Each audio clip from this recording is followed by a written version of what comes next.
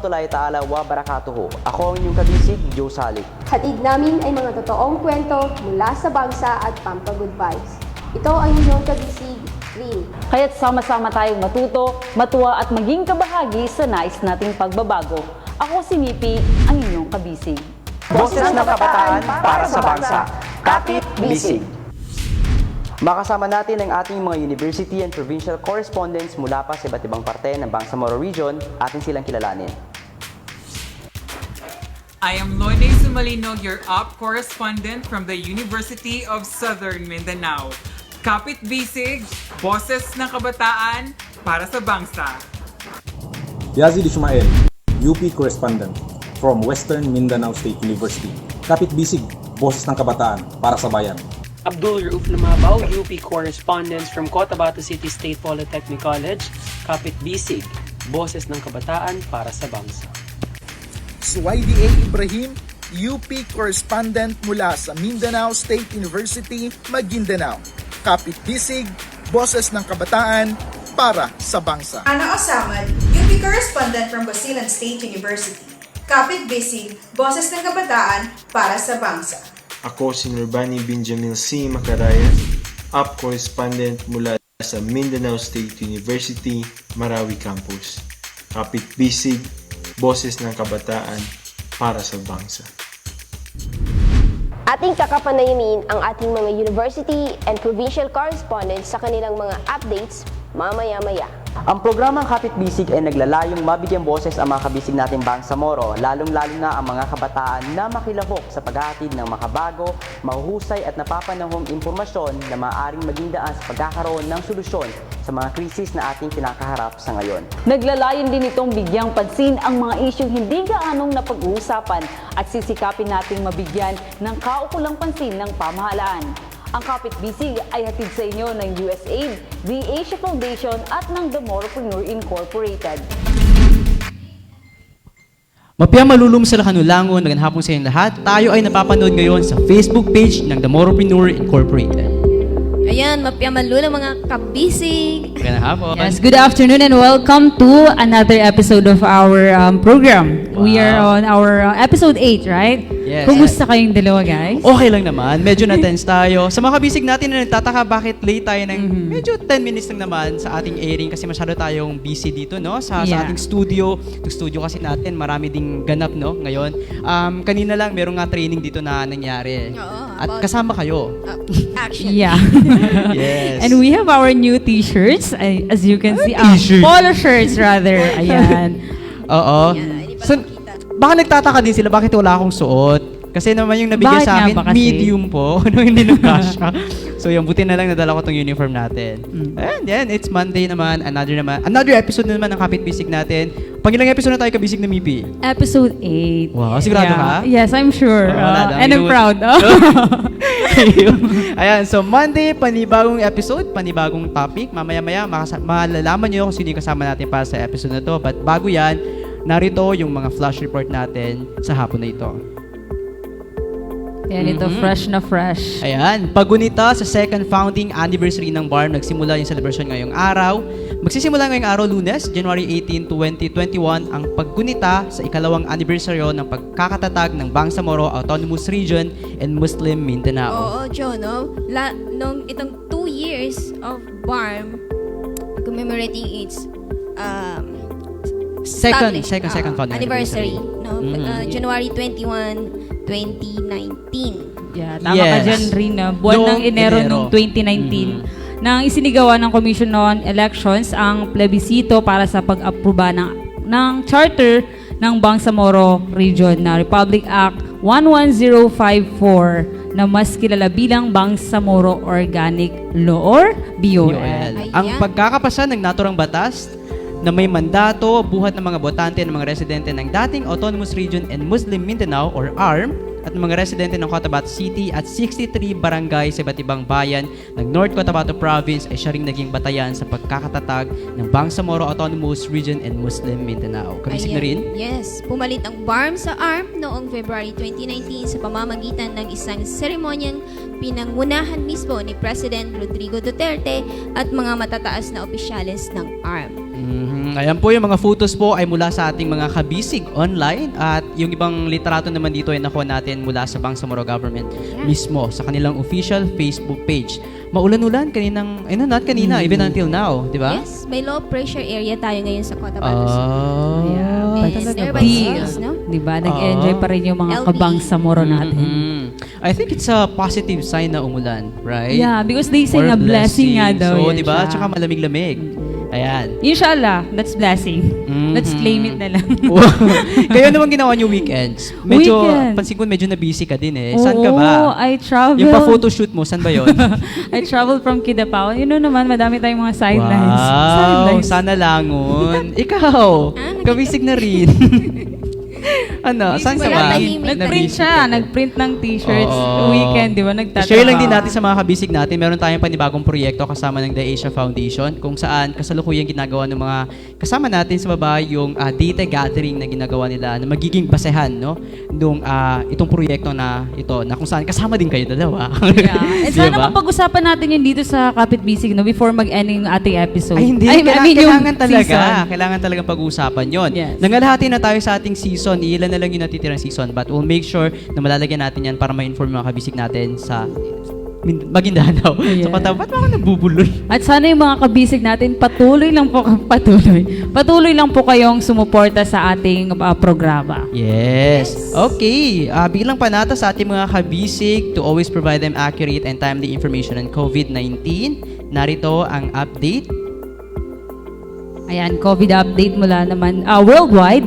Globally, as of January 18, 2021, there have been 95,465,872 confirmed cases of COVID-19 reported by World Health Organization. Ayan, at dito naman sa Pilipinas, merong karagdagang kaso na sa 1,895 at ang total cases natin as of January 17 ay nasa 500,577 at meron tayong kasalukuyang active cases na nasa 24,691. So that's around 4.9% ang sosyal percent ng total cases natin. Ayan, mula naman sa BARM, sa Bangsamoro Autonomous Region in Muslim Mindanao, meron na tayong total cases or confirmed cases na 3,732. At meron tayong active cases dyan na sa Maguindanao, 723. Ayan. Yes. As of January 14, Oo, medyo matagal nga. We tried sourcing information mula sa Facebook page ng Ministry of Health pero kasalukuyan parang wala pa ata sila na na-up doon. Given din yung kabisihan ng bawat ministry sa itong celebration nga itong founding anniversary ng BARM government. Ayan, so baka, ano ba yung present? Ayan, okay. Dapat enjoy ng tayo mga kabisig kasi wala nang tayong magagawa. Just be fun. No? Have fun. Wala na tayong magagawa doon. kabila Pero ito may nangyayari. magagawa tayo para sugpuin itong COVID-19 na to, di ba? Oo. At para sa ating panibagong video, nakuha natin itong video na to sa YouTube page ng Manila Bulletin Online. Narito ang video para malaman natin itong information patungkol dito sa COVID-19 new variant.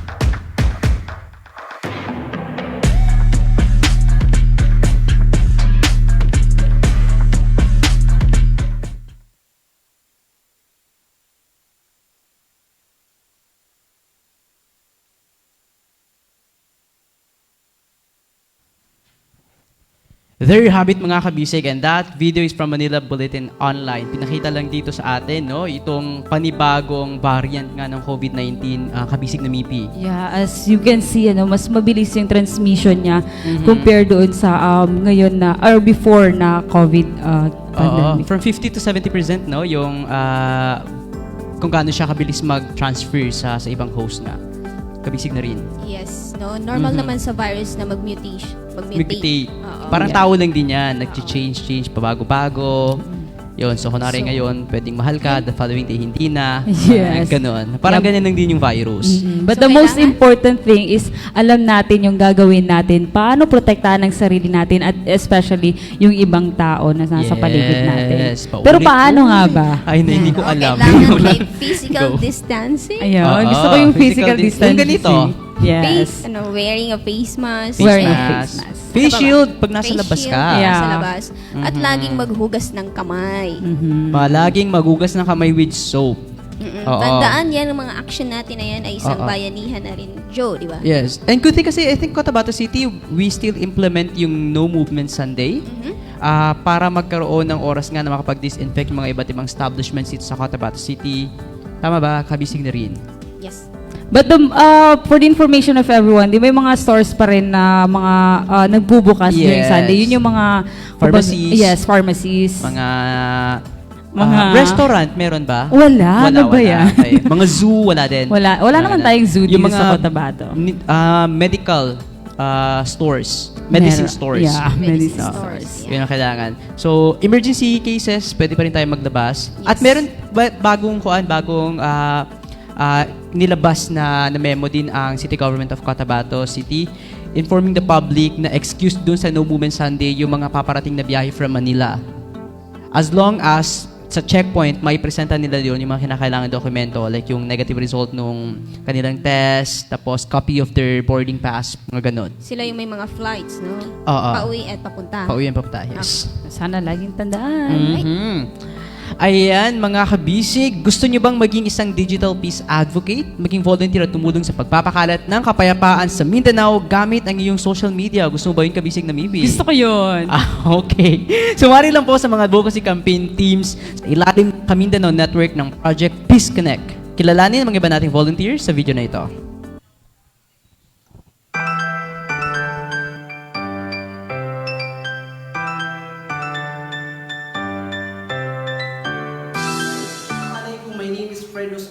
From Adutulata. Adutulata is one of the online campaign from General Santos City, and our campaign is based in Sultan Kudarat. Adutulata is a Maguindanaon phrase which means let's converse. Our campaign aims to promote harmonious relationship among tribe people by telling each other's story that yield deep understanding of one another to embrace cultural diversity towards peaceful Sultan Kudarat. And the commitment of our team in peace building in Mindanao in the new normal, Adutulata will continue spreading positive messages, inspiring stories, and showing the beauty of diversity. And most especially, Adutulata will be an instrument in transforming the hearts and minds of every Filipinos effectively towards peaceful Mindanaoan. Adutulata sa kalilingtan. I am Siti Raham Farouk. I am #Pinay page moderator from General Santos City chapter. I am #Pinay is an online campaign that promotes hijab awareness, understanding, acceptance, and empowerment, counteracting misconceptions and discrimination. Amidst these trying times, I, together with the team of I am #Pinay, commit to continue improving our purpose, fostering awareness, understanding, and empowerment, and eradicating prejudices with the use of hijab. We will continue to spread positivity and peace within our community. Assalamualaikum everyone. I am Norbin M. Tampal, your Mindanao Digital Peace Advocate. I came from Kitayo online social media campaign, General Santos City Chapter. Kitayo advocates cleanliness and orderliness in our communities, with great emphasis on conservation of our natural resources and proper disposal of garbage and waste. As we are experiencing the pandemic and embracing the new normal, our team also insists to promote peace and development in the land of Mindanao through using of online platforms. Because we believe that if we are all in this together, we can win against COVID-19. Assalamualaikum, I am Buhari Abusama, a child advocate of Project Bata 143 from General Santos City. Project Bata 143 is an online campaign based especially on Facebook. It promotes child's rights and empowers the youth to take lead in the society. In these trying times of pandemic, Project Bata 143 is committed to continue working its founding purpose, which is to spread awareness on violence and abuse against our children. We will continue to advocate for a community with healthy and happy children, and we will seek for collaborations from other people and organizations who have the same aspirations as we do. Kaya, Kamindanao, join me and together let us save our children.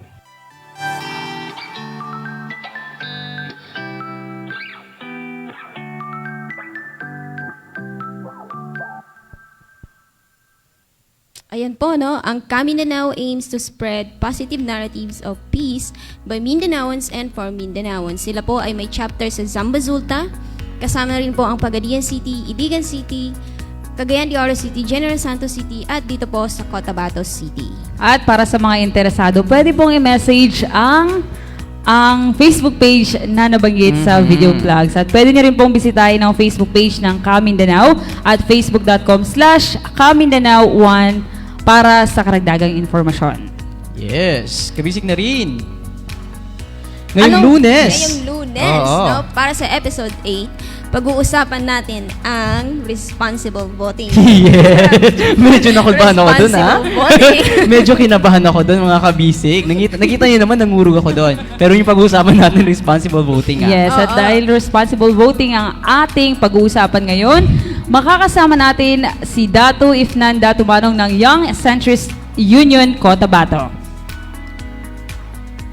Assalamualaikum warahmatullahi ta'ala wabarakatuh. Magandang hapon sa inyong lahat, mga kabisig. At today is Monday, panibagong araw naman para pag-usapan ang mga iba't ibang storya at issue na may kinalaman sa kabataang Bangsamoro.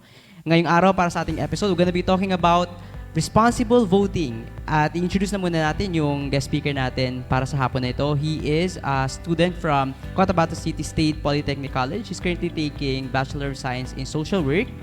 He is the Director for Project and Operations ng Young Centrist Union ng Cotabato, a volunteer of the American Field Service Intercultural Programs Philippines Maguindanao Cotabato Chapter, an alumnus of the Philippine Model Congress, as well as Philippine Delegate ng International Model United Nations in Hanoi, Vietnam in year 2019. Without further ado, please help me welcome Ifnan Datumanong.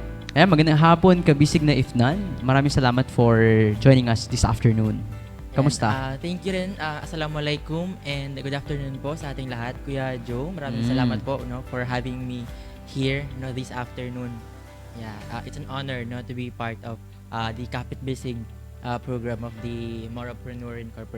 So yeah, Ifnan, kamusta? Ano ba? What keeps you busy pa ngayong may pandemic? Back to school na ba? Well, yeah, currently, although pandemic, still yung klase ongoing pa rin. And yeah, we are cramming regarding the submission and compliance regarding sa mga documents and requirements namin sa school. And also, hindi rin nakakaligtaan, despite the pandemic and busy schedule in academic.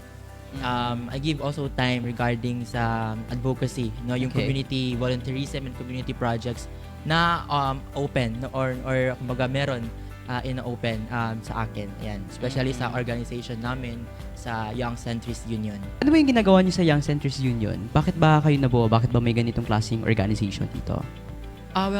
Basically, the Young Centrist Union, formerly named as Centrist Youth CDAP or Centrist Democratic Youth Association of the Philippines, wherein it is a centrist youth or centrist democratic youth group wherein it focuses on the integration of the positive and dynamic activism on the Philippine politics. It is not meddling about or meddling to the politicians, but we empower the youth for social change through centrist democratic leadership formulation. So we let yung may mga potentials ng mga kabataan to talk about politics no, specifically, no, particular dito sa community natin sa Cotabato City and in Bangsamoro. And also the creation of the Young Centrist Union Cotabato way back 2019 pa, because formerly it was from organization chapter lang sa school. But nung na-create na, no, or nagkaroon na ng chapter Cotabato 2019, no, so kami yung naging officer, but yung mga officer nung CCSP-CYCU are still present din and active din naman sila, no. And we have projected plans for the 2020. It just so happened lang na nagkaroon ng pandemic and na freeze because maraming mga bawal pa, no, yung mass gathering, no, wherein most sa mga project namin 2020, no, last year ay kailangan ng mass gathering kasi it's all about leadership training, information, and political forum and dialogue. Kaya yun yung nangyari. But along that way, although hindi masyado kami nakapag-implement noong 2020, but yung recognition ng chapter or ng organization namin are really high, no? We're really high last year is because pag may mga consultation, dialogue, and seminar from the Cotabato City and from the Bangsamoro region, ini-invite, no, yung Cotabato City YCU chapter, no. That's why we thought the idea na parang recognize yung organization namin, although ganon, no. And now we are hoping, no, sa mga projected plans namin for 2021 ma-realize na ito. Hindi man mass gathering talaga, na kasi bawal pa ngayon. At least kumbaga yung stepping stone natin to advocate, no, to give or to provide project to the community. From your answer, I'm sensing a lot of things about politics. What made you ba to advocate for politics? Why do you think it's important for kabataan to engage in the political arena or maybe political conversation? For me, there is a need, no, of the youth to advocate on politics, no. Or may mga iba na may mga different advocacy rin naman yung advocacies naman yung pina-fight nila or ginagawa nila. But for me, there is something relevant on the politics. It's because sooner or later, no, tayo yung magli-lead sa community or even sa nation. So, sino yung pwede nating asahan, no? Sino yung pwede?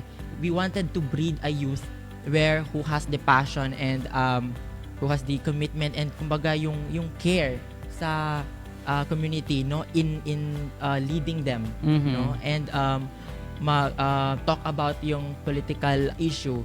It's nice to talk about different issues kasi doon nagkakaroon ng critical thinking, no, yung and how does the youth analyze, no, yung mga social issue and how we can parang look for that, no, or get that, no, mga issue na yon para makaprovide tayo ng mga possible solution to cater those, no, mga needs na iyon.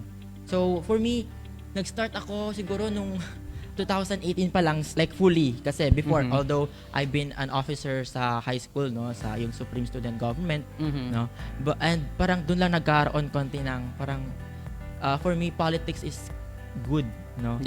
No, I don't think if politics is good to me also, but kumbaga mag-advocate, no, ng good governance or ng how does the youth critically analyze and understand yung mga political issue.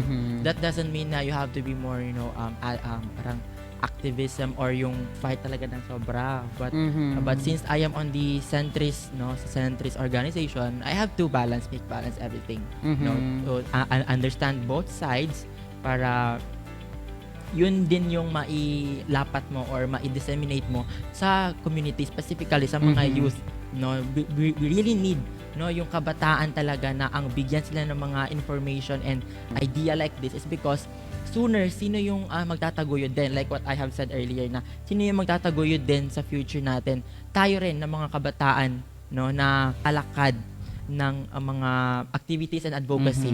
Leading the activities and advocacy sa baba. If not, how would you respond to someone na magsasabi na, oh, you're too young to talk about politics. Madami ka pang kakaining bigas.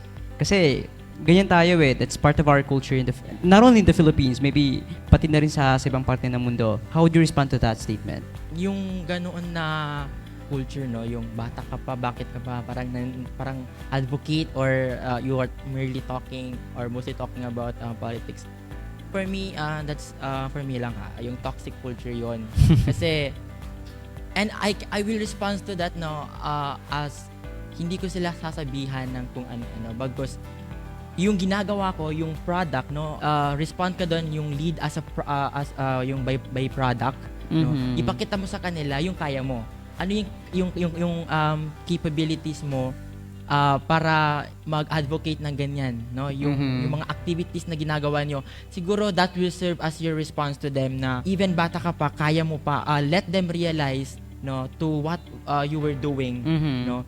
Yun yung magiging respond mo sa kanila, you know, in a nice manner, no, kasi we still respect, no, yung mga elders natin, but yung respond lang natin sa sinasabi nilang bata ka pa, ganun, why you're too young to advocate for political issue, ganun.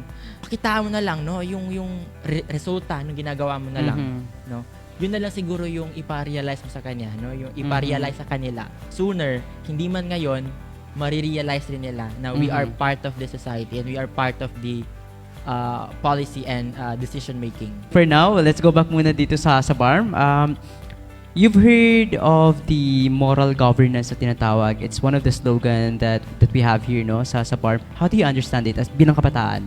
For me, no, I can understand moral governance transcend to parang God, no, to allow subhanahu wa ta'ala, wherein we wanted more kasi you know Bangsamoro Autonomous Region in Muslim Mindanao is a new mechanism that would run on our regional government, no, so and yun yung nila parang signature nila or aim nila na moral governance, and yun transcend siya sa God, wherein sana, no, yung more transparent, more efficient, no, yung mga programs and services given by the Bangsamoro region, no, so yun yung for me, no, idea ko, wherein transparency, good thing, no, good thing talaga or great thing, kasi transcend for me yung moral governance sa God. It's spirituality, yes, no? yun yung term doon, yung spirituality, no, so dapat you do what is being ought or kung ano yung sinumpaan nyo, parang ganun, and we parang nakikita naman din natin yon. Hindi man immediate, no, or gradually nakikita natin, and we are hoping, no, for the future to come. Nakapag-vote ka na ba? Nagparehistro ako, no, sa COMELEC 2018, okay, wherein I was able to cast my vote during the midterm election for 2019 and during the plebiscite, no, for the Bangsamoro Organic Law. So yun yung dalawa. But for the presidential election, wala pa. This 2022 pa. Pag matuloy, right? Yes. Base sa mga experiences mo with all the consultations you've attended, ano yung nakikita mong pinaka-major gap in terms of political education na medyo may kinalaman yung kabataan? Base lang sa mga experience mo. Yun, yung sinabi ko kanina na although they are registered voter, pero wala silang pakialam o sort of ganun na word na kung sino lang yung iboto nila, go. And kung sino yung gustong botohin ng pamilya or ng kasama or ng friend, doon tayo. Hindi, yun yung gap siguro, no, yung lack of pagiging responsible citizen sa pagboto. And also, yung parang joining in organizations, civil society organizations or mga youth organization would also really help you a lot para magkaroon ka ng ma-boost, no, yung knowledge mo in terms of different issue sa lipunan, no. And yung in terms of the youth organization, yung gap naman doon, according to the National Youth Commission, no, yung National Youth Assessment nila for 2015, kasi yung bago nila for 2020 wala pa, no, kasi pandemic nga, but according doon yung participation ng mga kabataan daw sa youth or in joining the organizations and in public yung mga societal activities were really high. Yung lack of participation nila, it's like 60%. Mataas yung lack of participation sa youth? National approach siya. Okay. Yeah, according sa NYAS, no, yung ng National Youth Commission. Okay. 2015 na report pa to kasi wala pa yung 2020. Every 5 years daw sila eh. As I personally contact the National Youth Commission commissioner, na binigyan kami ng readings and information regarding their National Youth Assessment Study. So yun yung gap rin natin, and that's sana we wanted to magkaroon tayo ng idea doon na maging basis natin ito para encourage more young people, no, to be part of your advocacy and parang magkaroon sila ng critical thinking regarding sa social issue and particularly dito sa political and election natin. Yeah. Diyan nakikita natin yung ang laki pa rin ng gap in terms of equality sa atin sa mga kabataan. It boils down to youth getting the right information. Kasi compare sa atin dito sa syudad na nakatira, informations are more available for us. So mas naiintindihan natin yung rights natin bilang kabataan and why do we need to vote and ano yung pwede natin maging contribution than those youth na like nasa sa island areas na yung mga connectivity hindi ganun ka hindi ganun accessible, yung mga information sa mga rural areas wherein yun yung dapat natin i-reach out kasi kotang-kota na ba? Kotang-kota na yung nasa syudad ng mga kabataan. Or although may mga iba naman na hindi pa, pero mostly sa rural area sa mga remote area yung mga kabataan na pag tanungin mo regarding particular ganun, it's really sad na yung sagot nila is parang wala ba? Maybe they're not aware. They are not aware and hindi sila open doon. Parang hindi nila pinag-uusapan doon. Yes. Naging tabu. Kaya dapat yun yung ina-advocate natin. Even sa Cotabato or sa lang, yung mga area na mga malalayo and sa mga barangay na mga medyo malayo, yun yung i-reach natin dapat. That's why sa organization, we wanted yung strategic planning on how we able to impart yung political education and voters education dito sa mga area na ito sa Cotabato para magkaroon sila ng idea, they can have the opportunity to get information regarding election, participating on the election and general sa politics. Kasi nagkaroon din ng parang misconception or stereotype na kapag sumali ka sa like political advocacy, yung mga you are advocating for politics, parang sinasabi nila, hindi ako mag-run, ayoko nang ganun. Ayoko nang baga sumali sa politics kasi parang yung buhay ko nakasalalay parang ganun. Wherein sana they have to understand yung purpose and yung tawag dito, yung advocacy, yung ano yung purpose talaga nung particular so-called yung political education. It is not about ganun na sa mind nila. We have to eradicate sa mind nila yun. Kasi yun yung umuudyok sa kanila para hindi sumali, para hindi maging participative sa mga activities. What we are trying to do here is parang mag-advocate tayo para sa governance, yung moral governance, yung good governance, and yung how parang paano tayo going back maging critical sa pag-iisip at decision or pagsalita sa lipunan. But do you think it's a misconception though yung mga ganun na parang thinking sa atin na when you are too vocal with your advocacy, mas nagiging napapalagay sa peligro yung sarili mo, lalo na sa usaping politika, right? In terms of parang sa aspect ng politics, nakakatakot. Yeah, ganun. Pero yung other na mga aspect sa ng advocacy, hindi naman kasi it doesn't tackle na political issue ganun. But dito lang siguro nagkaroon ng misconception, parang na inculcate sa mind nila na ayoko sumali diyan kasi pamumulitika, gano'n. Ang gawin nyo, punta kayo doon, ganyan. Punta kayo doon sa mga street and then gano'n. Yes. So, yun yung dapat natin, we wanted to eradicate that misconception para malinawan sila at sa kanila mismo manggaling, yung participation. Yes. So, eradicate through voters education. Yes. Responsible voting. Yeah, and yung political education talaga. Yeah. Bin Laden, nakuha ko dun sa minention mo kanina, may mga youth kasi na hindi gaano ka-vocal in terms of yung say nila sa politics kasi maybe they're protecting something or they're trying to be neutral. Do you think pagiging neutral is something good ba when you try to be a better citizen? Kasi sa amin, neutral or centrist or parang centrist ka or neutral ka, that's good, pero dapat lang kung sa neutral ka, kung ano yung alam mo yung sa side ng kabila at alam mo rin yung sa iba. And kapag and you have something to say kapag kunyari itanong ka rin, hindi yung kasi may mga iba na pag neutral ka, walang salita, settle in their own comfortable life lang. Yeah. It's good na maging neutral ka, pero you are responsible to your action, no, kahit hindi mo ino-open sa iba, as long as responsible ka, no, sa kung yung maging decision mo.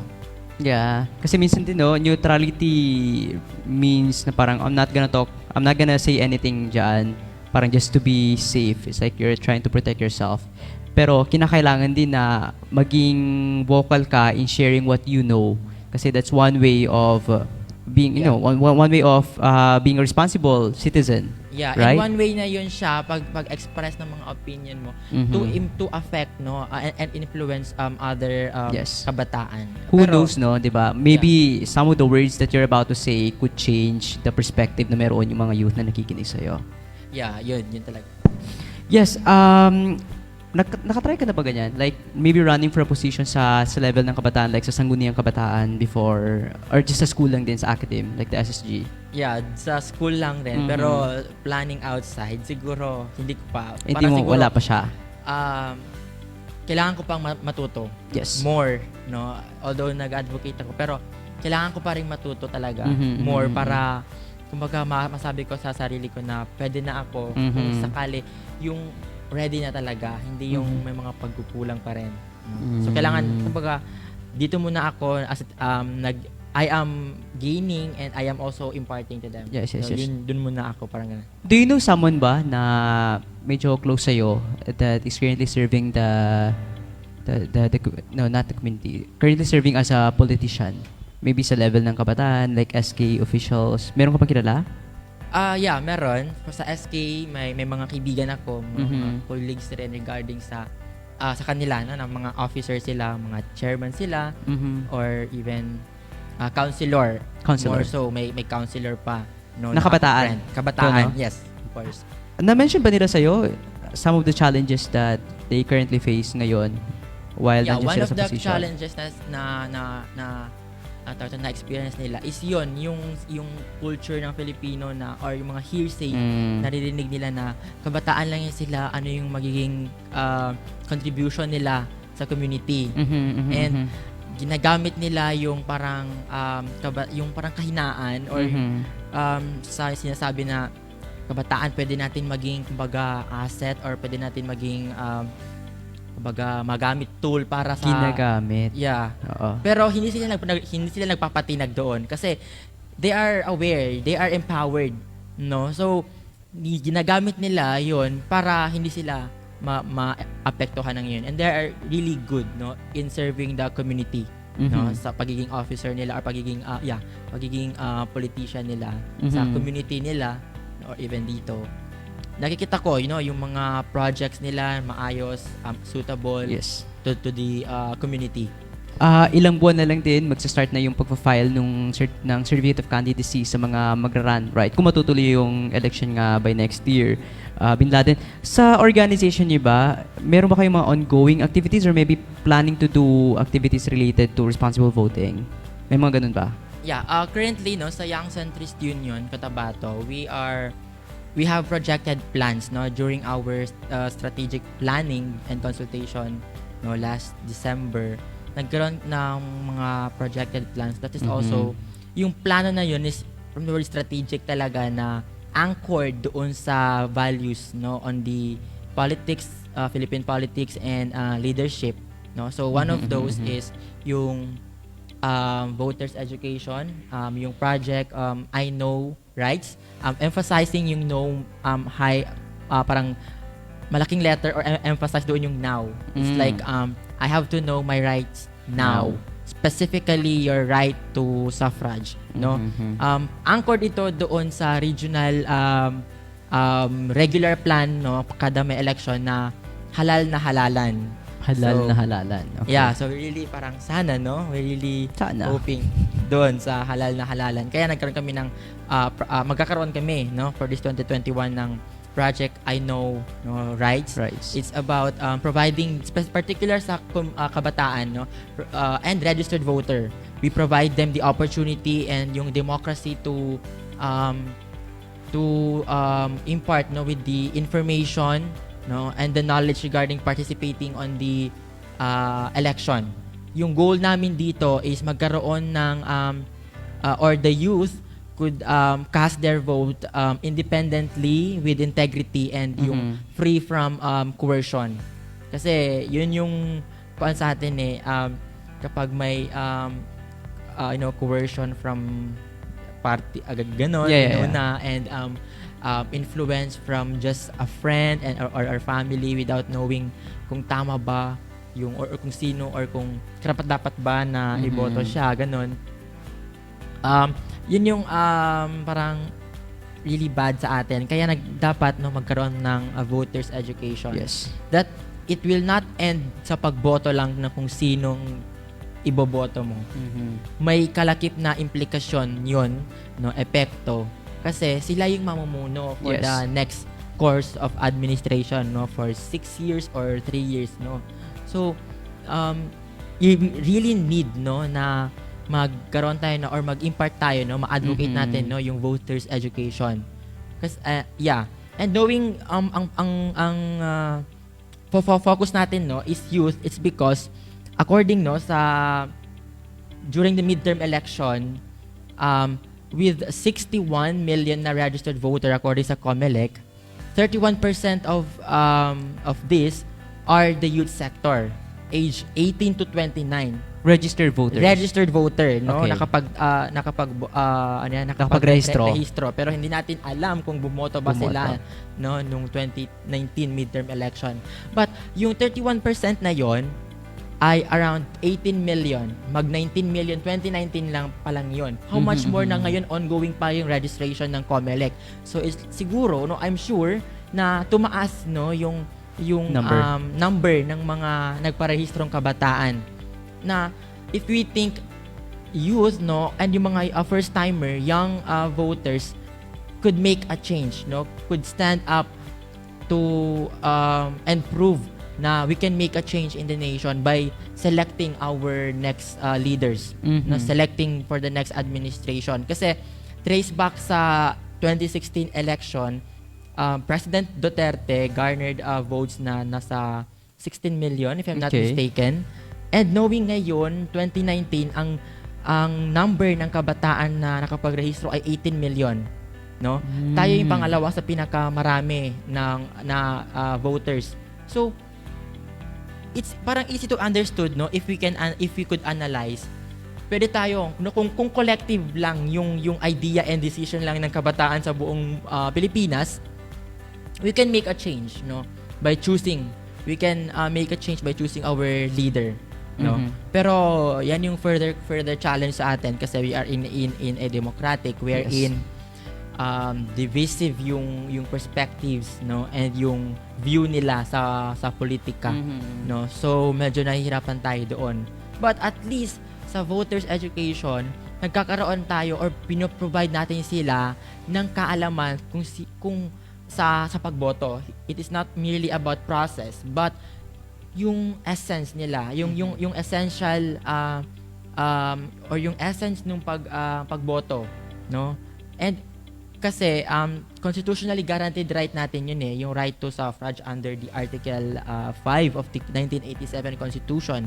No, so sana we have to use that right in a way na kumbaga effective and efficient, no? And kumbaga purposeful yung paggamit natin ng karapatan na yon, because ito na yung kuha natin systematic way to fight for everything, no, sa pamamalakad sa politics and sa government, no. Nakasalalay sa atin kung sino yung pwedeng maging leader, no. That's why we need to choose kumbaga meticulously, no, kung sino yung maging leader, no? And based sa mga sa status, no, or sa survey na regarding sa kabataan na kung capable talaga sila or kung nag-iisip ba talaga sila kung sino talaga yung iboboto nila, doon natin, no, i-focus, no, yung voters education para magbigyan sila ng impormasyon at mga ideya kung paano talaga sila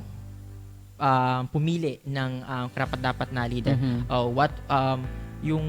What we want and who we want. So, yun. Alright, Bin Laden. Yeah, when do you plan to do that activity? Kasi ngayon, I'm sure na may mga nanonood na mga kabataan sa atin ngayon, and this conversation is getting more interesting sa part ko din, and I'm sure ganun din sa part ng mga kabisig natin. Kailan ba yan gagawin yung event na yan?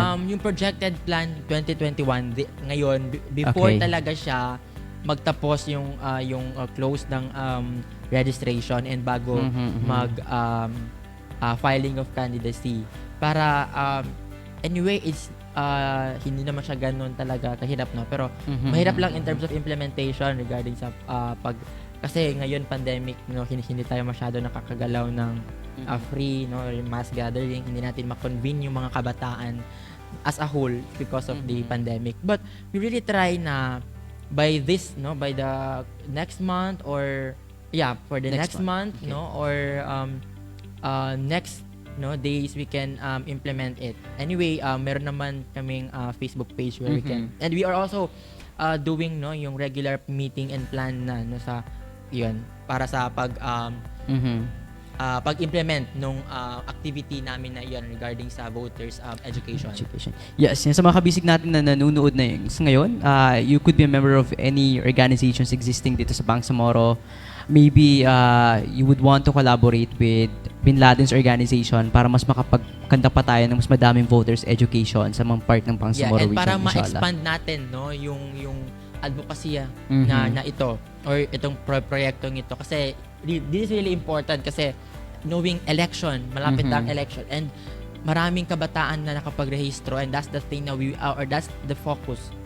We wanted to educate before you could cast your vote. Yes. For the 2022. Para hindi naman masayang. Ang haba-haba ng pila sa COMELEC sa mga ganyan. Pag-usapan natin, sana makapag-invite tayo ng people working in the COMELEC then maybe to ask them, kasi marami din akong kilala mga kabataan na gusto nga magparehistro pero nga sa habang ng proseso na ginagawa. That's also another project. Sana ma-implement natin regarding, but anyway, accessible naman din yung application form ng COMELEC for the registration sa internet, pero yun, you need to submit din talaga sa COMELEC for biometric na kukuhanan ka ng litrato and signature, e-signature. So, parang sa amin, we are planning sana ng regarding sa Youth Matter naman na proyekto wherein magkakaroon ng on-site voters registration kasama ang COMELEC sa Cotabato. But plan pa 'yon.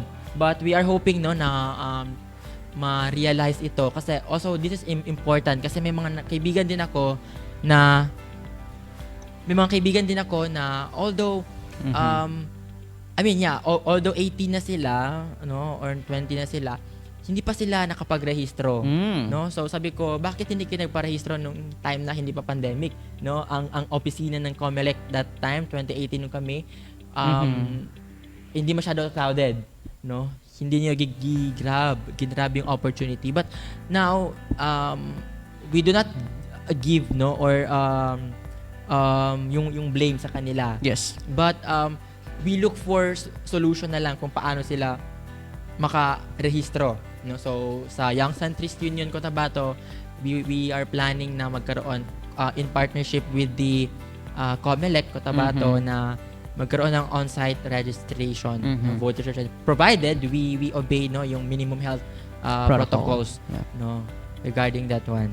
And kung saan yung magiging ideal place, kung saan. Kasi since walang school, we are plan sana kung walang pandemic sa school, kasi mas effective ang school kasi maraming kabataan nandoon sila and mga hindi nakapagrehistro ng mga kabataan. Pero pandemic, we are also further challenge for that is how can we convene or look for the youth na hindi nakapagrehistro at pwede natin maipagrehistro. But sooner nasa strategic plan natin yon kung paano natin sila ma-identify sa Cotabato City, since yung scope and function ng organization namin is for the district ng Cotabato. Wow. Alright, I'm getting a lot information from you, Bin Laden. Any last calling sa mga kabataan na nanonood sa atin ngayon? Maybe you could try to convince them na magparehistro, makialam, bumoto ng tama.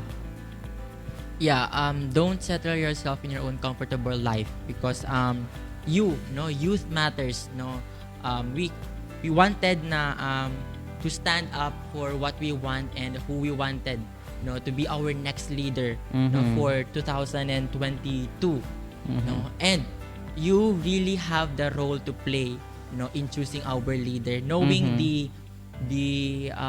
numbers of the youth na nakapagrehistro na more than 18 million na as of 2019 from according to COMELEC, how much more ngayon na so we need to empower ourselves as much as we wanted to care for the community, and para kumbaga yung hopes and aspirations natin sa community and sa gobyerno ma-attain natin. It's because we are the one, or we will choose the leader we want to, and yun.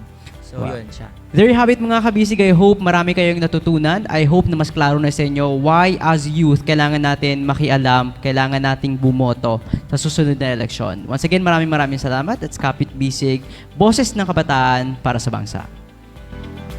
Yes, there you have it mga kabisig. Maraming salamat Bilang Datumanong for sharing us your thoughts on responsible voting. Yeah, but before that, I think we have to read first yung ating mga kabisig na nag-comment sa ating comment box section. Medyo napatagal yung conversation natin, right? Aside dun sa jacket ko or yung sa polo ko na suot, gamit na yun mga kabisig. Parang sa ng interview, yun yung suot ko. Yeah, because the topic is very interesting talaga, yes, diba? Yes. So can you read guys the comments? Ang daming nagko-comment ngayon. Ayan, ikaw baka gusto mong basahin. Yeah, ayan. So assalamualaikum po by Siti Usman Murad. Alaikumussalam din po.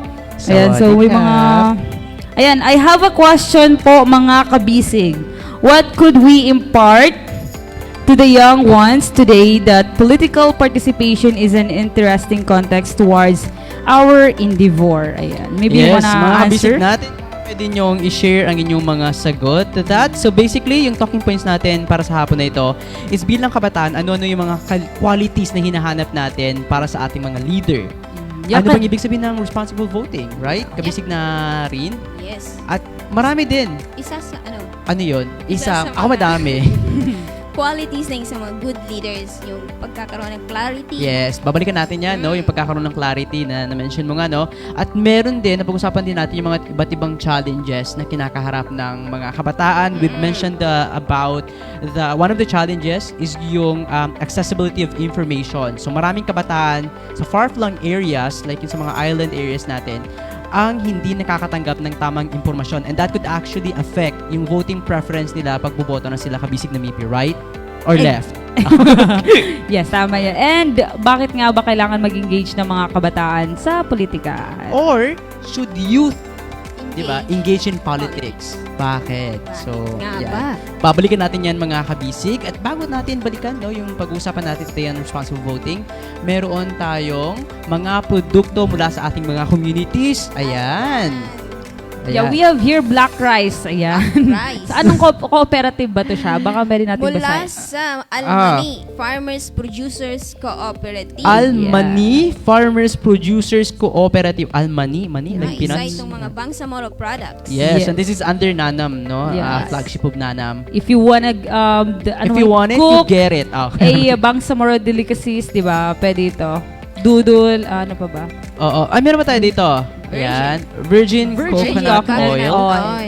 Ayan, do you use it ba, kabisig na maybe? Yes, of course. Kasi sobrang dami ng benefits nitong VCO na to. Kasi I think I saw you once you were drinking VCO. Yeah, in the morning, right? Yes, pwede naman talaga. Ginagamit naman, iniinom naman talaga itong VCO. And then you make pahid of it. Basta yan ihalo sa salad. I tried it kanina kasi I think they use it nung frying nung mga saging kanina. Yeah, kanina. Kaya pala, sabi ko na nga, VCO ang gamit. Yeah, kasi usually ginagamit mo na oil is the usual oil, no? Yeah, the palm oil, the olive oil. See, this one is a bit expensive though, pero in terms of benefits, masyadong malayo. Yes. Sa mga skin rashes, naku po, pwede po. Kung gusto niyo po maging healthy ang inyong buhok, VCO lang po ang katapat. Ayan mga kabisig, these Ayan. community products ay available po sa page ng online Online pa diyan sa pa diyan. Facebook. I-check lang naman po ninyo, nandun po nakalagay lahat ng mga produkto ng ating komunidad kabisig na rin. Yeah, they also have Instagram account online pa diyan. I think we really have to read yung mga comments ng mga kabisig natin kasi sobrang dami talaga. Ayan, They're basahin natin giving yung their ilan dyan. opinions. Ayan, ano ba? At nakikihiram na rin ako ng phone. Parang, Ay, sorry. okay na. Ako Ayan. naman madali naman kausap. Binabati natin si kabisig natin na si Muner Kasim. Sabi niya, assalamualaikum mga kabisig. Nariyan din ang ating kabisig na si Sir Bong Lumabaw kung saan nakasama natin. Kung saan nakasama natin sa last episode natin noong nakaraang Lunes. Pinag-usapan natin dito yung usaping research. Bakit ba siya mahalaga ngayong mayroong pandemya? Yan, Sir Bong. Sabi ni Sir Bong, thank you for giving importance on the vital roles of kabataan in choosing the right leaders of our nation. Ayan. Kabisig na rin. Sino pa ba? Sino ba? I think we have Meron our tayong own si phone. Mia Aguala Mundihar. Okay. Yan, good afternoon po. Happy watching. Ayan mga kabisig, mamaya-maya babasahin pa natin yung mga ibang komento at mga katanungan ng mga kapitbisig natin. But before that, pakinggan muna natin ito. Yes, so para sa University and Provincial Correspondence, mula kay Yazid Ismail ng Western Mindanao State University, Zamboanga City, panoorin po natin to. Hi, I am Yazid Ismail, UP correspondent from Western Mindanao State University. I am here to report to you about the happenings and events in the university from the past few months.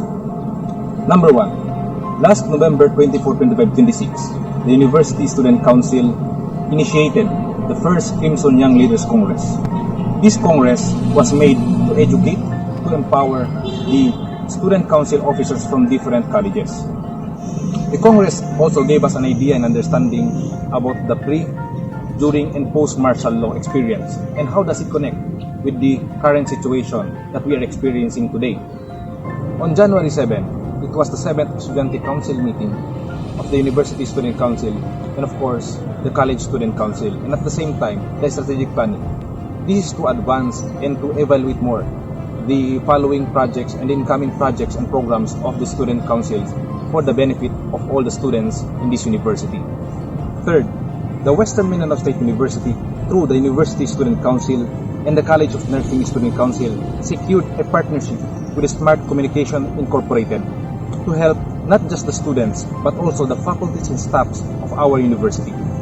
And lastly, the College of Liberal Arts Student Council initiated a free printing service for the students. This is to help those students who are really having a hard time to submit their activities or projects in the university. This is just the beginning. The University Student Council, headed by Honorable Damharke Pahalawan, and all the college student councils from different colleges are now ready and prepared for their upcoming activities, programs, and projects that will surely help our fellow students. And of course, with the support from our university president, none other than Dr. Maria Carla Aldeas Morena, there will be no circumstances or any hardship that we'll never overcome. On behalf of Western Mindanao State University community, I hope that you are all okay and I hope that you are all doing fine. Again, this is Yazid Ismail, UP correspondent from Western Mindanao State University. Kapit Bisig, boses ng kabataan para sa bangsa. Ayan, maraming salamat Yazid Ismail. Ngayon naman mula sa Marawi State University, Mindanao State University, si Norbani Macaraya. Panoorin po natin. Hello to our mga kabisig. Another normal day. But did you know that here in Lanao del Sur, we have this existing policy since September 2020, so-called No Movement Day. So it was scheduled on every Sunday of every week. So every Sunday po, limited ang movement. Close ang establishments and all. Now, the only open po is the pharmacy for emergency purposes. But on January 15, 2021, meron pong executive order signed by the Provincial Governor of Lanao del Sur, Governor Mamintal Adyong Jr., to suspend the implementation on No Movement Day. But as you can see mga kabisig na parang minimal pa rin po ang movement, na parang nasanay na ang mga tao sa No Movement Sunday. Pero ang malaking katanungan po mga kabisig ay ano ba ang epekto ng No Movement Sunday sa ating mga mamamayan sa loob ng MSU campus. Especially po sa ating mga daily wage earners, yung mga small vendors po. No? Since MSU Marawi is inside and under the jurisdiction of province of Lanao del Sur. Now, kakausapin po natin, maghahanap po tayo ng mga vendors kung ano ba ang epekto sa kanila ng No Movement. So, hello sir, mali ko bang malaman ang inyong pangalan at ano po ang inyong kabuhayan? Ako po si Nudin sa Paludin. Isa po akong tricycle driver. Sa loob po ng MSU Marawi, no? Sa MSU, sa campus. Opo. So, alam mo ba yung No Movement Sunday? Opo. So, ano ba ang epekto niya sa inyong, especially sa inyong mga daily wage earner? Sa totoo lang po, napakalaking epekto nito sa akin dahil sa araw-araw na aking pamumuhay. Halos ito baga yung sinasabi nilang isang kahit isang tuka. Dahil ako hindi po sariling akin yung pangpapaserong motor na ginagamit ko. So kumbaga nag-hapin lang ako, hapin. At kung hindi ako makakuta ng mga 500, hindi po kasi sa pambili ng bigas o kaya ulam. Napakalaking epekto po sa amin yung movement Sunday. So, if may gusto kang sabihin sa gobyerno, ano ba yung gusto mong ipahiwatig sa kanila? Gusto mong marinig nila? Gusto mong gawin nila ngayong 2021? Sana po ay mabigyan ito ng solusyon, lalong-lalo na po sa aming mga tricycle driver dahil napakalaking epekto po nito sa amin. Hindi lang po ako, karamihan po yung paano po yung mga carpenter na nangingibang baryo na para lang magtrabaho. So, yun na nga po, napakalaking epekto nito sa amin. Maraming salamat. So, ayun po mga kabisig, nalaman natin kung ano ang epekto ng ating mga mamamayan, especially doon sa ating mga daily wage earners po. No? But on a positive note, the No Movement Sunday policy is actually one of the ways in battling the COVID-19 pandemic po. No? Para po may isang day to lessen the spread of the virus. And it is also actually a day where you can spend your time with your family. Ako po ang inyong lingkod, si Norbani Benjamin C. Macaraya, ang app correspondent mula sa MSU Marawi. Kapit Bisig, boses ng kabataan para sa bangsa. There you have it mga kabisig. Maraming salamat kabisig na Yazid at kabisig na Nurbane para sa inyong update. Ayan mga kabisig, bago tayo mag-start sa pag-uusapan natin today, nais mo natin batiin yung mga kabisig nating nakatutok pa rin sa atin sa hapon na ito. Medyo sumobra na tayo ng oras, pero maraming salamat for watching. Kijunahid Husin, maraming salamat sa panunood. Kabisig natin na si Reyna Nana, sabi niya, youth in politics is very crucial since we are comprising the 50% of the total population. Ito voting population ito natin minimin no? And by voting, we contribute in the future of our country, especially in choosing our leaders. Tama nga yun, kabisig na Rina. Meron pa ba?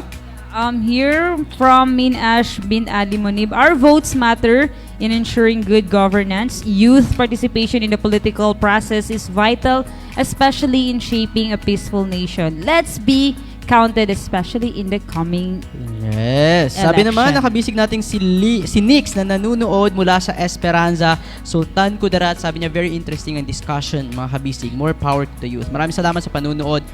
Meron siyang katanungan sa atin dito, kabisig na Mipi, no? Baka pwede natin itong sagutin para sa ating Kapit Pulot of the Day, mamaya-maya. No? Yeah. Or yung sa mga kabisig natin na nanonood, pwede nyo rin i-share yan. Yeah, okay. And pwede rin po kayo mag-comment ng inyong mga insights about sa ating topic today. Just comment on our comment box section. Ayan. Paano mo nalaman na box yun? Joke lang. Ayan. Nakaboto ka ba yung previous election? Yeah. Who you voted? Joke lang. Cheese me. Kayo ba? How about you guys? Oo, ako nakaboto na rin ako once pa lang din ako nakapag-vote. Ikaw? Yes, nakapag-vote. Saan bang register mo? Sa province namin. Sa England? Or? Yeah, joke lang. Sa province namin sa Rajabuan, Maguindanao. How about you guys? Rajabuan. Ako, I'm a registered voter ng Cotabato City. Since I was born and raised din dito sa Cotabato. How about you, Rin? Dito lang sa Sultan Kudarat. Sultan Kudarat. Kapitbahay lang, no? Kapitbahay lang. Oh yes, who you voted?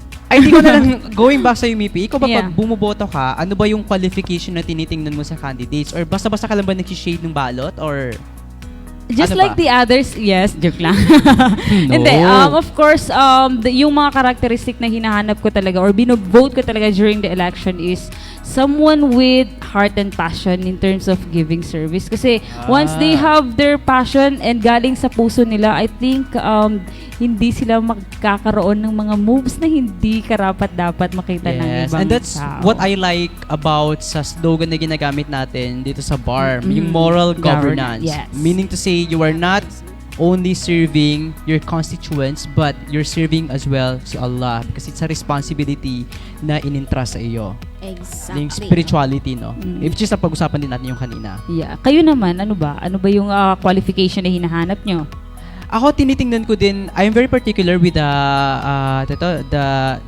track record ng mga nagraran because that's also important for us to evaluate yung mga plataforma nila, yung mga iba't ibang promises nila, kung natupad ba siya or hindi natupad.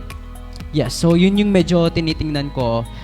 It doesn't matter kung sino man yung nagraran. Basta yun, pag nakita ko na medyo maganda yung platforms niya, at the same time, maganda yung track record niya, then I would go for that person. Ikaw ba? Yeah, parang same din sa'yo, John, no? Yung may clarity on their vision and then taking action to happen that vision. Yun lang naman. Yes. And dapat alamin din ng mga kabisig natin that these platforms or itong mga plataforma na meron sa kanila ay hindi enough pag sila lang yung gagawa. In the very first place, before that platform to be implemented, kinakailangan, yung pinaka-first step dyan is bumoto tayo. Tayo yung maglalagay sa kanila sa posisyon. So, super powerful ng one vote natin, yeah, right? Of course. Just imagine, just imagine kung lahat ng kabataan nga ay magpaparticipate dito. Napakalaking chance, no? Nung sino man yun magraran. Ito, very critical question to. Do you think educational attainment is important when running for a position in the politics? Well, ang mga kabisig natin pwede nila sagutin yan.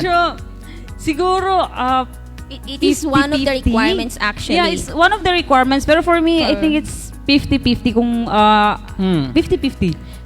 Kasi debatable yun siya. Paano naman sabi nila, kaming mga walang pinag-aralan, kaming mga hindi na, not walang pinag-aralan, but kaming hindi ba nakapag-aral, wala ba kaming karapatang maging leader? Or kumuha ng posisyon? Tapos marami silang experience sa ground. Yes. Mas known nila yung kanilang lugar. Oo. So it's debatable, but debatable talaga siya. Gusto natin masagot ng mga kabisig natin. Sa tingin ba ninyo kailangang may natapos? Yes. No? Kung maaari ay pwede kayong sumagot sa ating comment box. Yeah.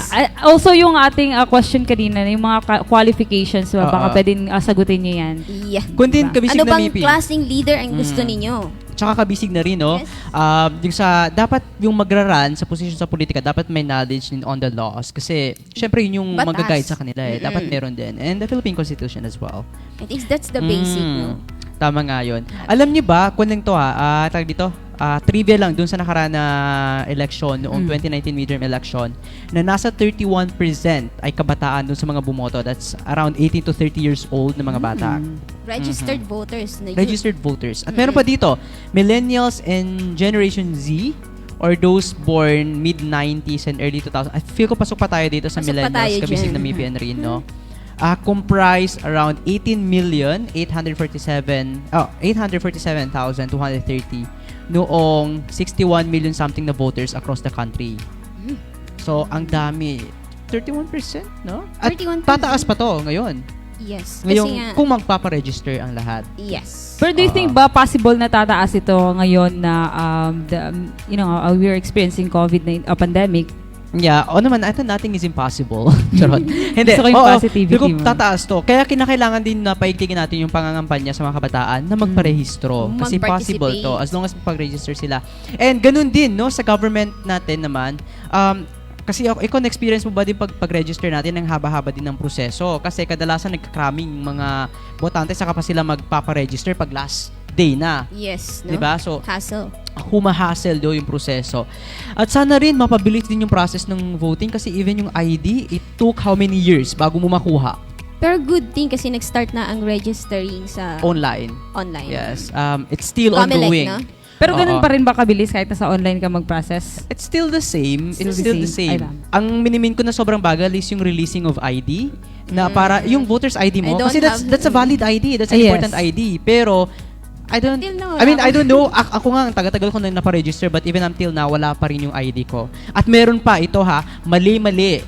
Typo error yung mga pangalan sa IDs. So, pagdating sa presinto, saka pa nalalaman na, bakit ganyan yung spelling ng pangalan? May iba naging babae. See? Again. Usually ba kapag ganun, may mga typo errors, ano yung ginagawa? Kasi before, yung registration ko sa Radyoban, sa province namin, is mali yung age ko. Tapos I tried to transfer yung registration ko dito. Tapos medyo hindi ko alam kung, mahirap talaga siya. Again, kaya yung responsibility is always between us and then yung mga kasama natin sa gobyerno, those who are working under the government. Kasi, like for example, yung pagtatype naman ng mga spelling na yan, that's a very basic na mistake na pwede naman sana natin maiwasan kung nagiging makuti lang tayo, right? Yeah, exactly. Ayan, so, Becky ni Men. Yeah. Ayan. Ito, noong 2017, nag-conduct ng survey ang Philippine Statistics Authority. At ano ba yung resulta ng survey, Kabisig na rin? Sinasabi dito that 9% ng Filipinos, anong edad? 6 to 24 were recorded to be out of school. 80% ng kabataan ng survey between 16 to 24 years old. Bakit ba mahalaga ito na pag-usapan? Yung tinatawag nating voters education. Siyempre, isa sa contributory ng pagpili ng mabuting leader sa ating bansa ay yung mga registered voters. Yes. At isa sa mga malaking numero ang youth. Kasi tayo din yung boboto. I mean, wag nating isipin na isang boto lang ako. Yeah. For example, wag nating isang boto lang ako. Pag yung isang boto mo, pinagsama sa amin, napakadaming boto na ho yan. Exactly. Ayan. Hindi naman din kahit paano nagkukulang yung gobyerno natin. That is why meron tayong mga representasyon in the government mismo. Like sa Republic Act number 7160 or yung Local Government Code na gumawa ng SK noong 1991. So meron na tayong sangguniang kabataan. So these are the youth representing the youth. So kaya super duper important. Huwag nating maliitin na sabi, okay, hindi na kami boboto dyan kasi kung lang naman yan, sangguniang kabataan lang naman yan. But, napaka-importante ng boto because these people we elect in the sangguniang kabataan will be the one who would represent as kabataan. Actually, kung na-utilize siya ng mga ayos, no? Oo naman. Ayan. Malaking tulong siya sa mga kabataan. Tama yan. Nanunood na rin si kabisig natin na si Ahmad. Si Junaid, sabi niya, watching from Sultan Mastura, Maguindanao. Magandang hapon sa inyo dyan. Napapanood din tayo kasalukuyan sa Zamboanga City. Kabisig natin na si Myra Andy Asilien. Magandang hapon po dyan. We have here a very good point from Nix Lagdamen, hoping that everyone, especially youth, will be more active, participate on the upcoming election, and we are the catalyst of change. And it started from us. I like that, no? If you wanted to see change in general sa ating bansa, then you start it with you, sa sarili mo. It's not enough that we are so vocal of our advocacy or yung mga pagbabago na gusto natin makita, but then, in terms of choosing the leader that will lead our country, ay magsistay lang tayo sa bahay at hindi tayo boboto. Exactly. That's not enough. The keyword is start doing. It starts within you. So your vote matter. Whew, that was a heavy conversation, but I picked up a lot of ideas from the interview with Bin Laden, no? Just imagine Bin Laden is only 20 years old, but, overflowing yung advocacy niya in terms of politics. Ito pa, last question to end this. Bakit kaya kinakailangan na yung kabataan mag-engage in politics? Or what can we say to those kabataan that are not engaged in politics? They're not yet, Pwede niyong i-share yung mga kabisig. Ikaw ba kabisig na Mimpi? Personally? Personally, Are I you think... in politics ba? Not Okay. really. Sorry. Hindi. Siguro, personally, they really need to engage in politics because they are the one who's capable in terms of changing our nation. So, yun. I think they really have to. Yes. We really have to. Politics Diba? is everywhere. Even the decision making that you make every single day, that involves politics. So we really have to put that sa sarili. And whether we like it or not, we will like it. We will like it. Ayan, kabisig na rin. Maraming salamat mga kabisig sa panunood at meron ka pang sasabihin. May sasabihin si Rin. Okay lang, go ahead. Wala na. I-announce na lang natin kung sino yung winners ng ating viewership survey winners. Ayan. At Bax, kung okay na week. sa'yo, ayan. Gusto ko yung pa-erase sa gilid. Congratulations to Olimay Salik from Maguindanao. And congratulations to Nicanor P. Lagdamen Jr. ng Sultan Kudarat. Yes, maraming salamat mga kabisig and congratulations dahil sa inyong sagot. Kayo nanalo ng 300 pesos load mula sa ating partners na the Asia Foundation. Yes. And we are also happy to share yung mga binibigay nilang comments sa ating page, right? We really value that. Your comments and suggestions really important. Yung nagpo-fuel sa atin to do better in delivering the stories sa Bangsamoro, Kabataang Bangsamoro. Yeah, we're actually looking forward sa season 3. Joke lang. Ayan. Ang Kapit Bisig ay funded and supported ng USAID kasama ng the Asia Foundation in partnership with yours truly, the Moropreneur Inc. Sa mga kabisig natin na nais pang magpadala ng kanilang mensahe, suwestyon, komento, ang ating survey link ay nasa post po kung saan ho tayo naka-live ngayon. Simple-simple lang yung gagawin. Of course, hindi nyo pwedeng i-command yan at i-utos kay Siri. Kinakailangan i-click nyo ho yung link at agad-agad mapupunta na kayo doon sa form na kailangan yung fill upan. It could be in any language as long as maintindihan natin. Tagalog, English, or local dialect, that would be fine. Korean, kasi nandito naman si Mipi, pwede niyang i-translate yan. Pwede ho yan mga kabisig. O yun, Mipi. Okay. Pa natin natanong yung mga kabisig natin kung ano yung kanilang pulot of the day para sa ating panalo ang may alam. Yan. Ano ang kapit pulot of the day nyo? Simpleng-simple lang yung gagawin ninyo mga kabisig. Iko-comment lamang ho ninyo kung ano ho yung natutunan ninyo at sana naman meron, ha? Dito sa ating live, sa usapin nating Youth Power. Kabataan sa halalan. Tama ba? Yan.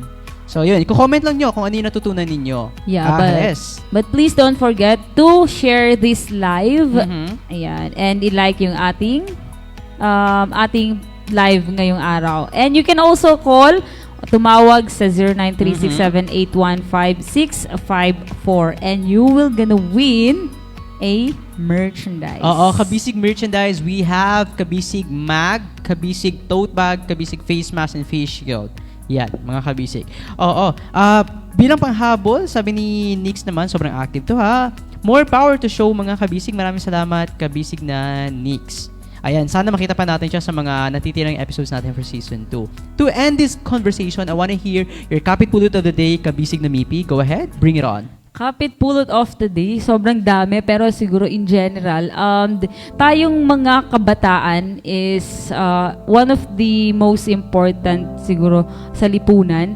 So we really have to engage dito sa pagpipili kung sino yung mga dapat na leader na gusto natin because decision making is very important because that will reflect our future. Sa atin din yung bato nitong mga decision making natin. So yun na nga, very cliche, so vote wisely. That's so deep, kabisig na Mipi eh. Ayan, kabisig na rin ano yung kapit pulot of the day. Go ahead and share. Ang kapit pulot of the day ko ay, participating in election is a democratic process, no? It's an important process para sa ating mga kabataan to choose our good leaders na pwedeng mag-represent ng ating ideas and mga gusto ng isang kabataan. Yan. Wow, that was deep. Kabisig na rin ng kabisig na Mipi. Ako naman ang kapit pulot of the day, kung hindi ko nahihintay na tatanungin nyo ako, dahil given na ho yan, no? Kung naniniwala pa rin tayo sa sinabi ng ating national hero ng Kabataan ng Pag-asa ng Bayan, simple-simple lang ho yung gagawin nyo. Magparehistro at bumoto. So we will be, by the way, we will be contacting yung ating winner for Panalo ang May Alam. But muli, ito po si Mipi, ang inyong kabisig. At ako naman si Rin, ang inyong kabisig. Sa susunod na Lunes, alas 4 ho ng hapon dito sa The Moropreneur Incorporated Facebook page. Ako si Joe Salik, Kapit Bisig, Boses ng Kabataan para sa Bangsa.